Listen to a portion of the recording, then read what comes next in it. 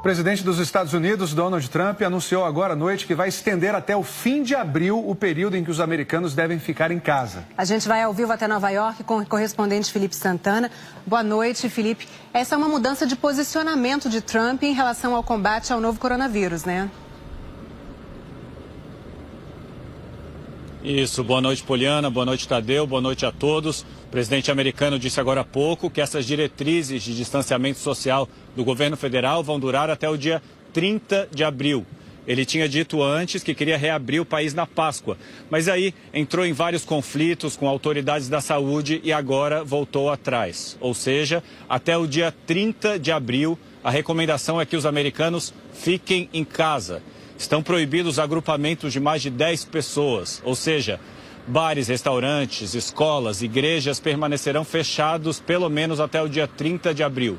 Apenas mercados e farmácias podem continuar abertos. O presidente disse que isso é uma medida de precaução e ele usou a seguinte frase: nada pior que decretar vitória antes que ela aconteça.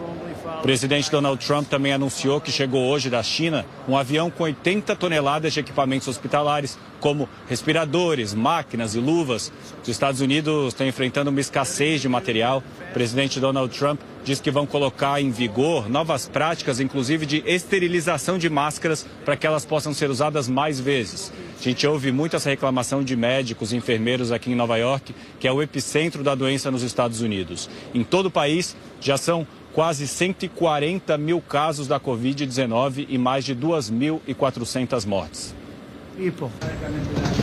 O serviço de emergência 911 não consegue atender a tantos chamados. São jovens e idosos com falta de ar que precisam ser levados às pressas para o hospital.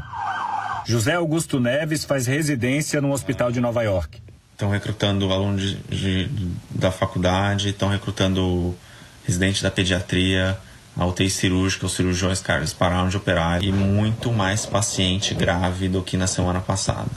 Muita gente jovem, ventilador faltando, sim, a gente tinha 70, 80 ventiladores, a gente está com 5 ou 6, e só libera quando morre. O governador do estado, Andrew Cuomo, estuda novas possibilidades como o uso de ventiladores manuais. Mas há pacientes que precisam ficar entubados por 20, 30 dias. 3.500 pacientes já receberam alta no estado, mas 8.500 continuam internados. 965 pessoas morreram. O diretor do Instituto de Doenças Infecciosas, Dr. Anthony Fauci, disse ontem a uma rede de TV americana que a expectativa é que o número de mortes pela Covid-19 aqui nos Estados Unidos chegue a 200 mil. Enquanto isso, para suprir a demanda por leitos hospitalares, o governador de Nova York negocia com esse hotel novo, numa zona turística da cidade, para transformar os quartos em leitos hospitalares. Com os universitários sem aulas, os dormitórios de 2 universidades também devem virar hospitais. Mais de 500 policiais da cidade estão com o coronavírus. As lojas na cidade inteira se protegem com tapumes. Em Miami, a noite de ontem para hoje foi a primeira do toque de recolher. Ninguém pode sair de casa das 10 da noite às 5 da manhã. Lá, um homem de 40 anos morreu 4 dias depois de ser diagnosticado. As praias da Califórnia estão vazias. Os cassinos de Las Vegas estão vazios. Na Boêmia, Nova Orleans, onde os casos aumentam rapidamente, ninguém nas ruas. Os correspondentes Thiago Eltes, Alex Carvalho e Lucas Luiz vão mostrar agora como o país mais rico do mundo é também o mais afetado pela pandemia. Nos Estados Unidos, brasileiros sofrem com a Covid-19, mas também estão na linha de frente no combate à doença. De um dia para o outro, Nova York mudou. Se nas ruas vazias passou a reinar uma estranha tranquilidade, nos hospitais o caos se instalou. Como conta essa enfermeira brasileira que está trabalhando só com pacientes de Covid-19 num grande hospital da cidade. Eu não tenho nem cabeça, estrutura para poder imaginar uma coisa pior do que isso que a gente está passando agora. Ver paciente morrendo, ver paciente sendo entubado, paciente o tempo inteiro ali, a gente tentar em cima do paciente. É muito difícil. E a cidade tem agora tendas para testes e para necrotérios de emergência. Essa daqui, acho que é uma das cenas mais angustiantes que eu vi em Nova York até agora. Ali atrás está sendo construído um necrotério de emergência e esses aqui são os caminhões refrigerados para colocar os corpos.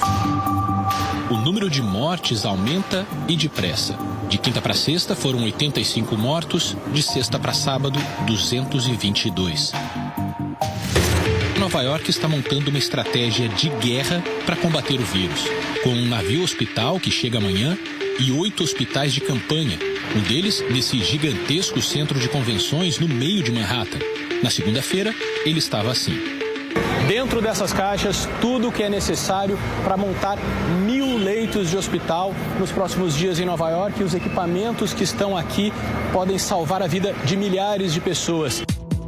5 dias depois, os 1.000 leitos estavam prontos e o hospital deve começar a receber pacientes amanhã. A primeira grande onda de doentes aqui esmagou a capacidade dos hospitais.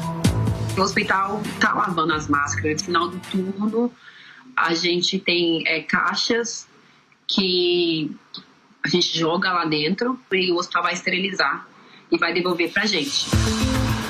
E logo os trabalhadores da saúde também viraram vítimas. Essa semana, um enfermeiro, amigo da Karina, morreu. Ele tinha 48 anos. Conhecia ele tinha problema de asma, mas ele estava, algumas semanas atrás, ele estava super bem, super energético. E ele pegou esse vírus, ele ficou 6 dias no hospital e ele morreu. Quase metade dos infectados da cidade tem entre 18 e 44 anos. A brasileira Evelyn faz parte dessa estatística. Ela tem 30 anos e pegou a Covid-19.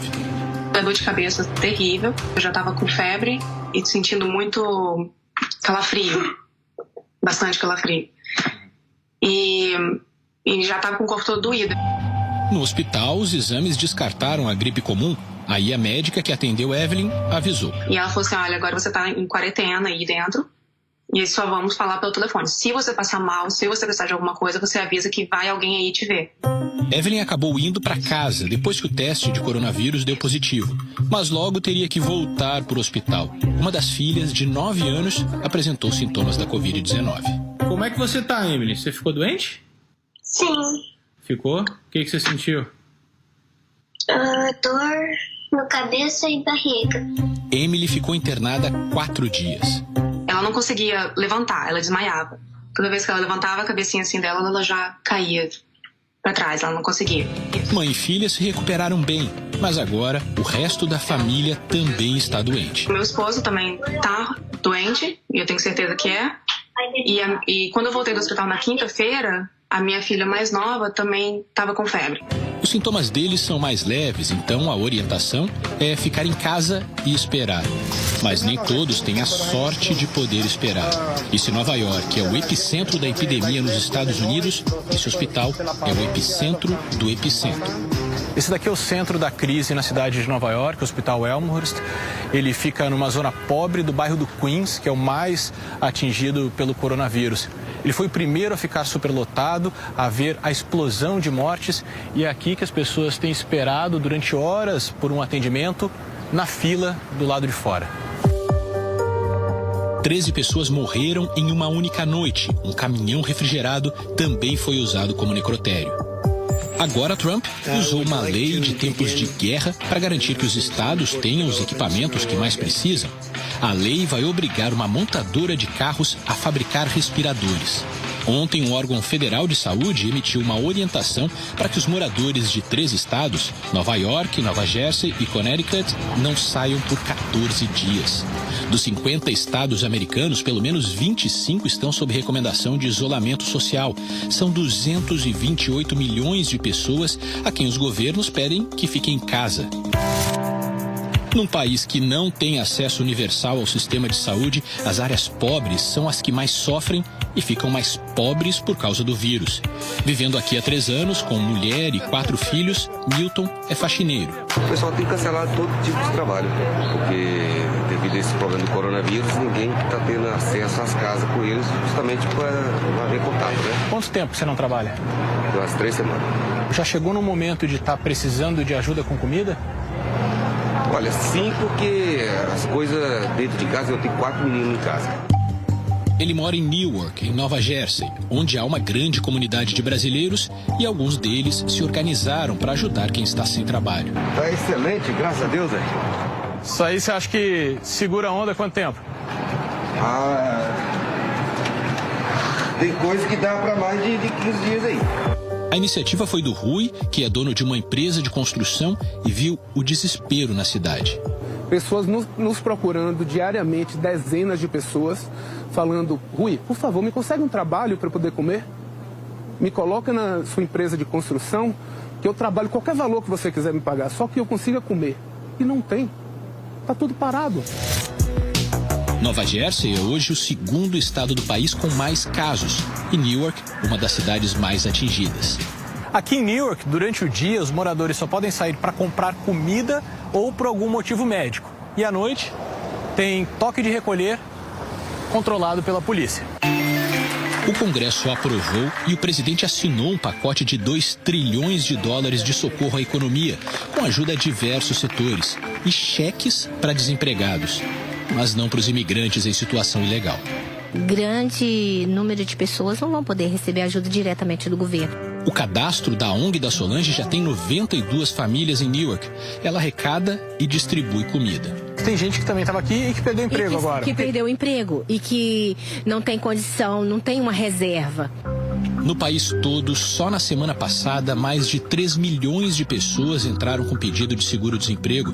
Segundo os cientistas, o pior ainda está por vir. O pico da doença em Nova York é esperado para as próximas 2 ou 3 semanas. Para quem está nos hospitais, vai ser uma longa batalha. Ontem, a enfermeira Karina teve más notícias.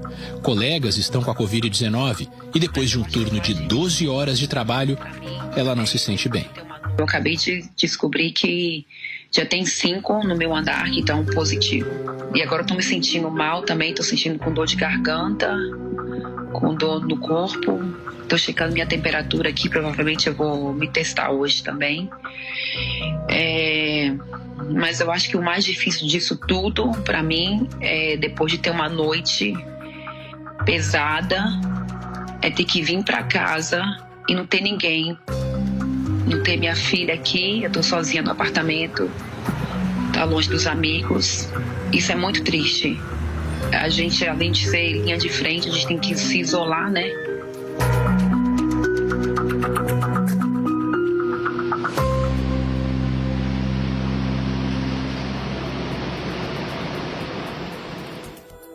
A escassez de itens de proteção para os profissionais de saúde é motivo de preocupação nos Estados Unidos e também aqui no Brasil. 2 levantamentos exclusivos reúnem denúncias de médicos e enfermeiros sobre reutilização de equipamentos que deveriam ser descartados. Tem unidade de saúde onde falta até sabão. Não tem uma máscara N95, o capote sendo reutilizado. Eu recusei a trabalhar e atender esses casos sem o mínimo de EPI necessário. Eu fui intimidado na mesma hora pela chefia.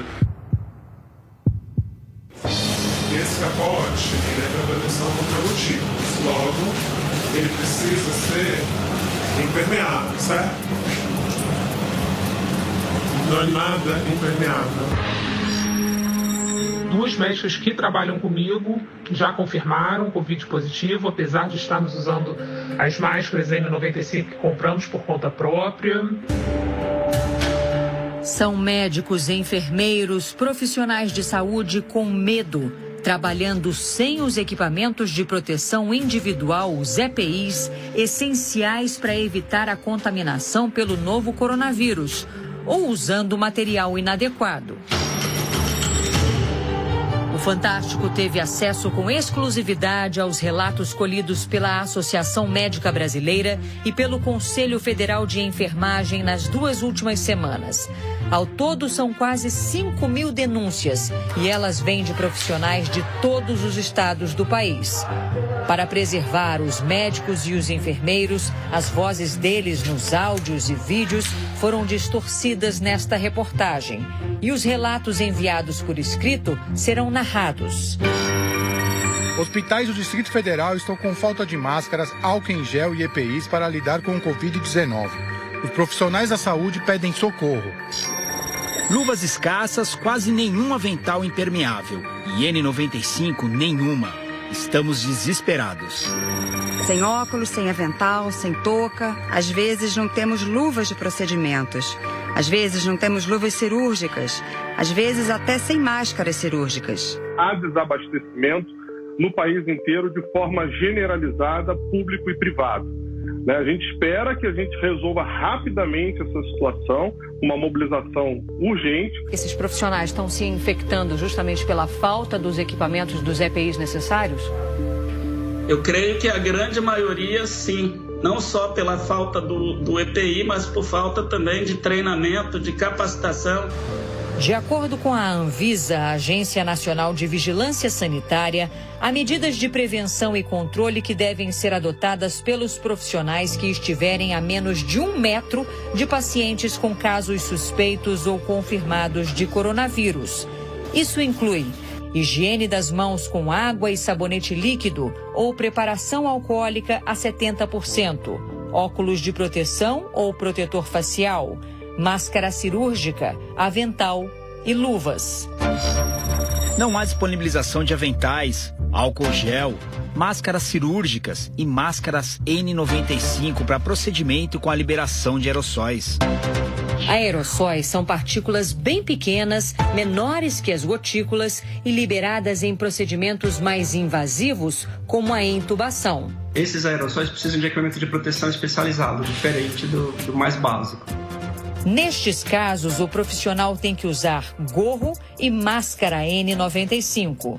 Ela veda no rosto, então o ar entra através da máscara, passa no filtro e a partícula fica presa no filtro, não entra em contato com o profissional de saúde.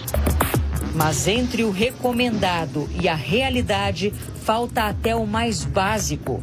Este vídeo mostra que num hospital de Rondonópolis não tem álcool em gel, não tem papel toalha e nem sabão. Profissionais de saúde fizeram protestos essa semana em Porto Alegre e em Araguaína, no Tocantins, para pedir melhores condições de trabalho na luta contra o coronavírus. Médicos e enfermeiros também denunciaram que, diante da falta dos insumos, compraram máscaras, luvas e outros equipamentos para se protegerem durante o atendimento a pacientes suspeitos ou com a Covid-19 confirmada. Mas em diferentes unidades do país, os profissionais de saúde foram repreendidos por superiores e impedidos de usarem esses itens. Ele gritou comigo e categoricamente me proibiu de usar qualquer material de proteção. Disse que eu estava causando pânico na população. Depois dessa história eu me senti na obrigação de pedir demissão. A coordenação não quer que usemos os EPIs e está coagindo funcionários que tentam usar. Segundo o administrador do hospital, estamos causando gasto e assustando a população. Hoje, a falta desses itens é uma preocupação mundial. A escassez crônica global de equipamentos de proteção individual é agora uma das ameaças mais urgentes à nossa capacidade coletiva de salvar vidas. No Brasil, os hospitais particulares são representados por diversas associações. 2 delas, a Federação Brasileira de Hospitais e a Associação Nacional de Hospitais Privados, disseram que com o avanço da epidemia, o consumo desses produtos aumentou no mundo todo e o desabastecimento levou à prática de preços abusivos. Ainda assim, garantiram que estão tentando repor os estoques. Em nota, o Ministério da Saúde afirma que o governo fez uma primeira compra de 60 milhões de itens. No segundo pedido, encomendou mais 72 milhões de EPIs em geral. Mais de 40 caminhões circulando pelo país, entregando equipamentos de proteção individual. Vários voos estão sendo ocupados quase que totalmente da área de carga para fazer a entrega de equipamentos de proteção individual. Caso os equipamentos tão importantes nesse momento não cheguem onde eles têm que chegar. Teremos muitos médicos e muitos profissionais de saúde doentes que vão repassar essa doença, transmitir essa doença para pacientes, para as suas famílias e não vão poder atender a população, estarão em isolamento. Segundo o Ministério da Saúde, ainda não há um levantamento sobre profissionais da área contaminados pela doença. Eu me recuso a me expor a esse vírus sem as condições mínimas de proteção. A gente, como médico, não pode se tornar um foco de transmissão.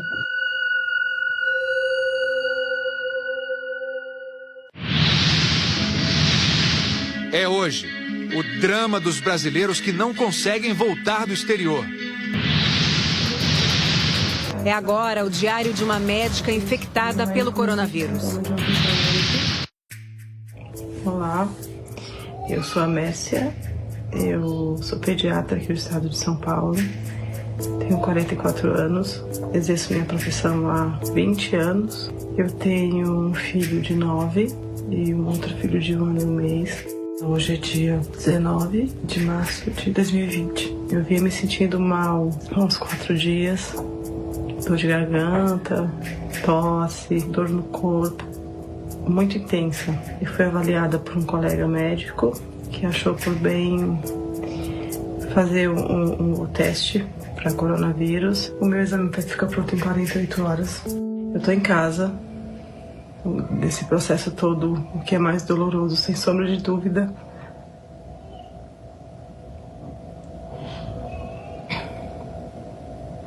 é me sentir doente. A gente sempre tá na linha de frente. E é muito duro pensar em parar de ajudar. A partir de hoje, eu me isolei total, porque eu tô com medo de afetar a minha família. Isolei meu marido em outro quarto da casa, meu filho tá em outro quarto e o meu outro filho tá sendo cuidado porque ele tem 1 ano por uma outra pessoa que não eu. É muito difícil se sentir sozinha, principalmente com os meus filhos, porque eu sou muito apegada, mas é pro bem deles. Eu tô no 5º dia de sintoma da doença, a febre cedeu ontem à noite. O que tá pegando muito agora é a questão do isolamento social. Daí hoje eu peguei meu filho um pouco pra dar uma madeira, porque eu senti vontade, então me preparei inteira, prendi o cabelo, eu pus a máscara limpa, nova, e põe um pano dele em cima de mim pra ele não tocar, e banho de álcool. No 3º dia de confinamento, de ontem para hoje eu tive uma falta de olfato, eu não sinto cheiro de nada, e muito menos gosto de nada. Eu não sei explicar como eu tô me sentindo, mas parece que o peso, a dor de muita gente tá em mim. Me veio uma angústia, eu chorei, deixei jorrar junto com a água. Eu fiquei pensando, a gente, o ser humano, a gente é um time gigante e a gente fica a maior parte do tempo lutando contra o outro. É que a gente tem que esperar acontecer algo desse tipo pra se voltar. Não só pra dentro. Tá todo mundo falando, tem que voltar pra dentro, tem que voltar pra fora também. Acabei de abrir o resultado do meu exame. Eu testei positivo pra Covid-19. Não tinha muita dúvida de que viria positivo. Daqui a 15 dias eu vou estar bem e eu acho que vai ser a hora que mais vão precisar de mim. Então eu vou me fortalecer, vou ficar bem para cuidar dos outros depois. Eu tenho um filho de 9 anos asmático, mas eu tenho uma fé muito grande de que vai dar tudo certo. Tá tudo bem.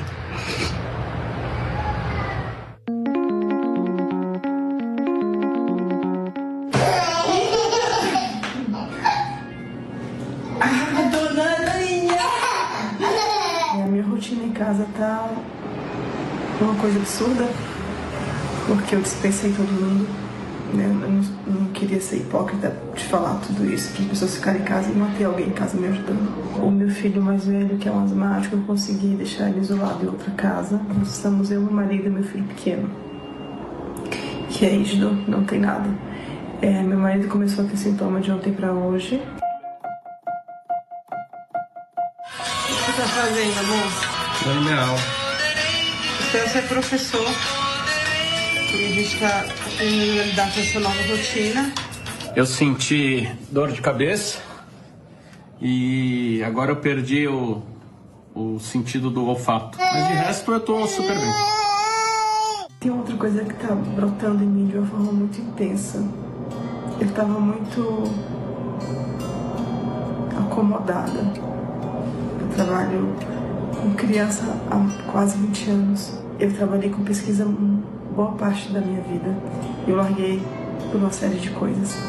E tá me dando vontade de estudar.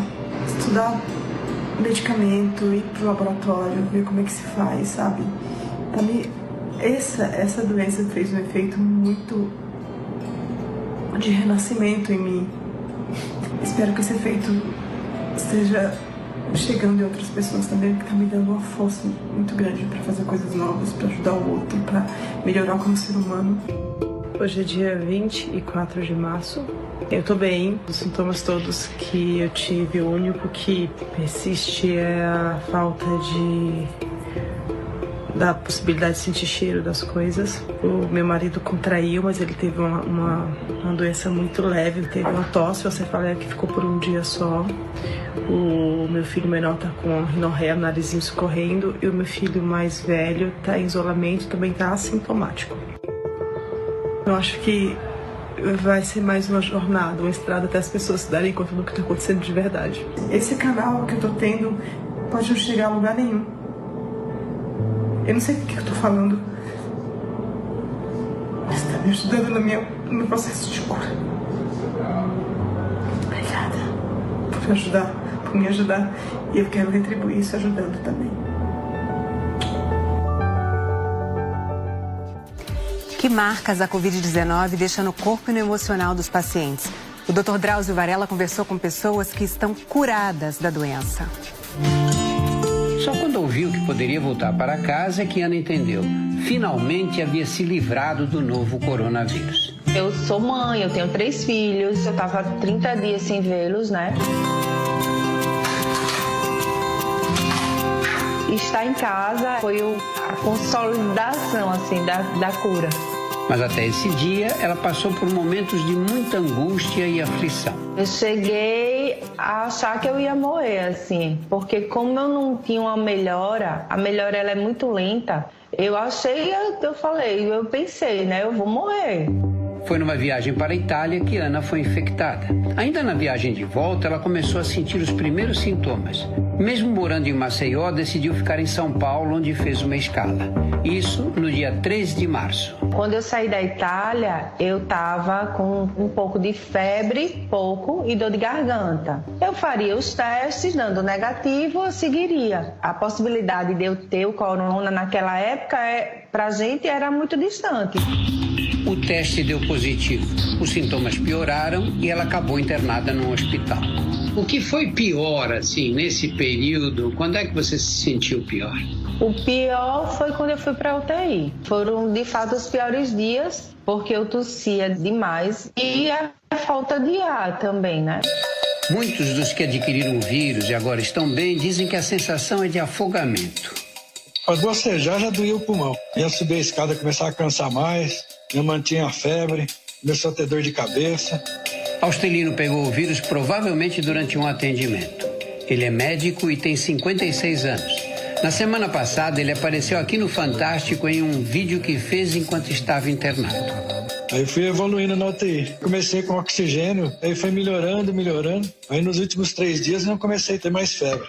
Na última sexta-feira, conversei com ele, já em casa, com a mulher e seus 2 filhos. Quando você teve alta do hospital? Eu tive alta hoje. Hoje mesmo? Hoje mesmo. E agora, como é que você está se sentindo? Tô bem melhor. Eu consigo subir a escada aqui sem cansar. Agora, qual é o conceito de cura? O conceito de cura, na minha opinião, é ficar clinicamente bem. Então, é um conceito clínico. Se você está curado, você não tem mais sintomas, você não sente mal, você está se sentindo perfeitamente bem, você teoricamente está curado.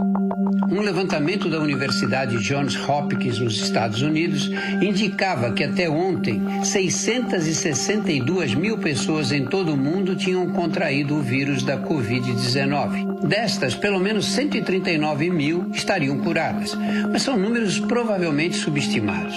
No Brasil, por exemplo, ainda não existe nenhuma estimativa sobre as pessoas que já venceram a doença.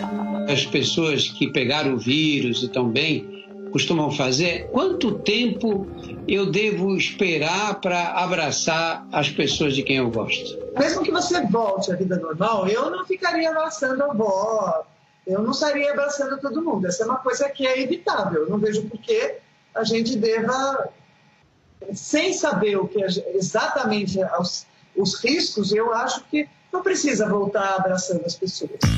Também ainda não se sabe se quem já teve a doença uma vez pode pegá-la novamente. Se você pensar no vírus da influenza, que é aquela que a gente toma gripe, por que a gente toma vacina todo ano? Os idosos tomam todo ano. Por que a gente fala para tomar? Já tomei ano passado, por que eu vou tomar de novo? Porque o vírus muda ao longo do tempo. E aí, aquela imunidade que você adquiriu do vírus do outro ano já não vale para o vírus que mudou para este ano. Então a gente não sabe se isso acontece no corona. Outra pergunta sem resposta é sobre as sequelas da doença.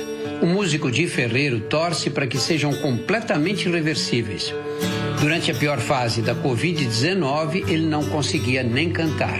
Qual foi a fase mais dura desses 18 dias? Foi depois de começar os sintomas, no terceiro e no quarto dia, que eu estava muito cansado. Eu estava realmente com falta de ar e tive que ficar na cama, parado, reservando a minha energia e tranquilo, para não ter aquela ofegante, assim, a dificuldade de dormir. Eu estou isolado desde o dia 9, né? Que foi o dia que eu fui no hospital. Eu vim de uma viagem do exterior e no dia 9 de manhã comecei a ficar com um pouco de febre. E que país foi? Eu estava em Nova York, lá nos Estados Unidos. Hoje eu tô me sentindo curado, eu tô 100%, né? Eu subindo a escada, assim, eu tô fazendo o teste de subir a escada e eu tô sentindo que eu tô respirando, eu voltei a cantar, voltei a ter fôlego para cantar. Eu comecei a me ligar nessas coisas, assim, as pequenas coisas, coisas simples. Isso foi muito incrível, refletir. E aí eu tô fazendo música sem parar. Gravei uma música sobre isso, que o refrão fala: vai passar, tudo vai passar, logo a gente volta a se abraçar. A gente volta a se abraçar. Vai passar, tudo vai passar, e logo a gente volta a se abraçar.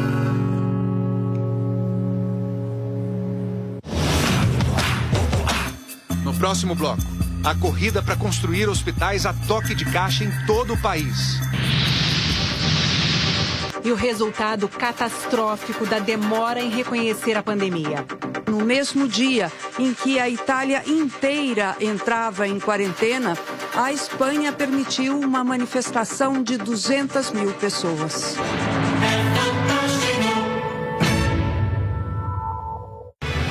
Oferecimento O Boticário.